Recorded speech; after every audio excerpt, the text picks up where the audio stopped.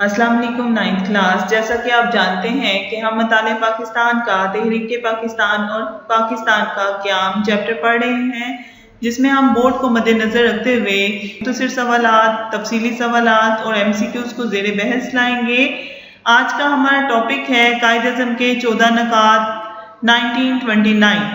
ये आपसे MCQs भी पूछा जा सकता है कि कायदे-ए-आज़म के 14 नकात का सन कौन सा है। 1929।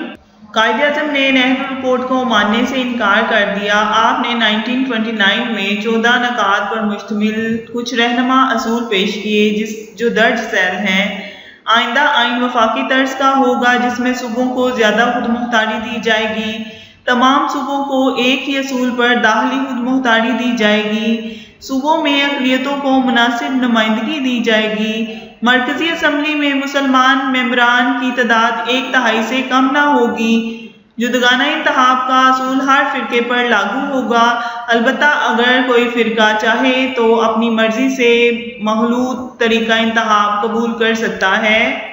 सूबों की हदूद में कोई ऐसी तब्दीली ना की जाए जिसमें पंजाब, बंगाल और शुमाल मगरबी सरहदी सूबा खैबर पख्तूनख्वा की मुसलमान अक्सरियत मुतासिर होती है। तमाम लोगों को यकसा मजहबी आज़ादी दी जाए। अगर कोई मुसवदा कानून किसी खास फ़िरके से मुतल्लिक हो तो इस फ़िरके के 3/4 अरकान इस मसवदे के खिलाफ राय दें तो इसे नामंजूर समझा जाए। सिंध को मुंबई से अलग करके एक सूबा बना दिया जाए। बलूचिस्तान और शुमाल मगरबी सरहदी सूबे में दीगर सूबों की मानद इस्लाहात नाफिज की जाएं। सरकारी मुलाजमतों में मुसलमानों को उनकी अक़लियत और तनासुब के लिहाज से हिस्सा दिया जाए।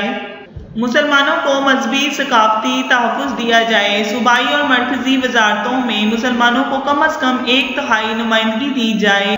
आइन में सूबों की मर्जी के बगैर कोई तब्दीली न की जाए।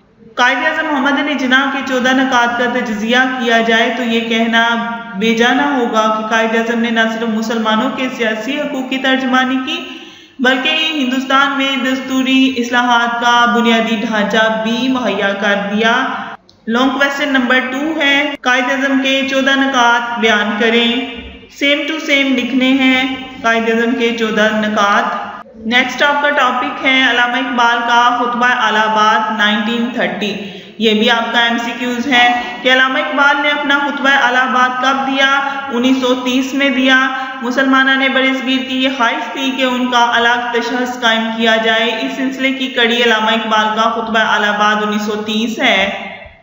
अल्लामा इकबाल ने अपने खुतबे में ये इरशाद फरमाया, ये शॉर्ट क्वेश्चन है और ये बहुत अच्छे तरीके से आप याद करें। मेरी ख्वाहिश है कि पंजाब सरहद सिंध और बलूचिस्तान को मिलाकर एक रियासत बना दी जाए। हवा हिंदुस्तान बरतानवी सल्तनत के अंदर रहकर या बाहर रहकर आज़ादी हासिल करे। मुझे शुमाल मगरबी मुस्लिम रियासतों का क़याम कम अज़ कम शुमाल मगरबी इलाकों के मुसलमानों का मुकद्दर नज़र आता है। बहुत अहम शॉर्ट क्वेश्चन है। कायदे-ए-आज़म की ख्वाहिश थी कि मुसलमान बरसगीर में एक कुव्वत बन के उभरें। अल्लामा इकबाल ने इस तस्वुर को आगे बढ़ाते हुए खुतबा अलाहाबाद में अलग रियासत का तस्वुर पेश कर दिया।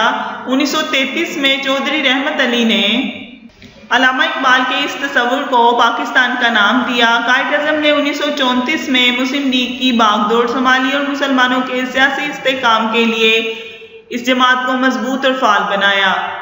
ये आपके MCQs हैं कि पहली गोल मेज कॉन्फ्रेंस कब हुई? 1930 में हुई।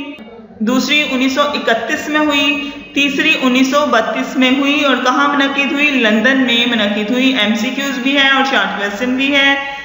1935 का आइन और सूबाई खुदमुख्तारी। 1935 में बरतानवी हुकूमत ने बरसगीर में एक नया आइन मुतारिफ करवाया। 1937 में इंतखाबात हुए जिसमें कांग्रेस ने अक्सरियत हासिल की।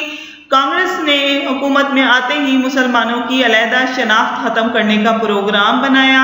उनके मुसलमानों पर मजहबी पाबंदियाँ लगाने की कोशिशें भी उन्होंने की।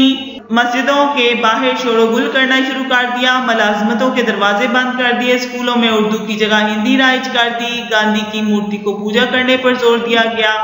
मुसलमान बच्चों को माथों पर तिलक लगाने को कहा गया। ये कांग्रेसी वजारतों का दौर है। कांग्रेस जब हुकूमत में आई तो उसने ये इकदाम किए। या आपको नोट भी आ सकता है और खुतबा इलाहाबाद भी नोट 4 नंबर के हिसाब से आ सकता है और कायद-ए-आज़म के 14 नकात जो है वो लॉन्ग क्वेश्चन नंबर 2 है। ठीक है डियर स्टूडेंट्स, आज का लेक्चर यहाँ पर ही एहतताम पजीर होता है। अल्लाह हाफिज।